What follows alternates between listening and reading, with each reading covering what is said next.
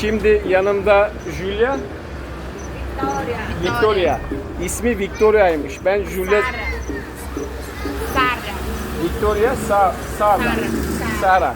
Bunun ismi Sara, bu hanımefendinin ismi Victoria. Şimdi Victoria o kadar güzel bir Türkçe konuşuyor ki ben de şimdi sözü ona vermek istiyorum. Biraz Türkçe konuşsun. Bakalım siz de beğenecek misiniz Julia'nın Türkçesini? Venha para o Brasil. Arkadaşlar, Arkadaşlar. hola kamera. Kameraya bakmasını istedim. Câmera boa, né? Kamera iyi kamera. İyi kamera. E câmera. Sizi Sizi. Brezilya'ya Brasília. yaya Yaya. bekliyorum. Me quero. Brezilya Brasília. çok Çok güzel.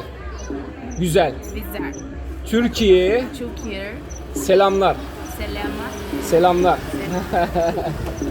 Bye. Bay bay.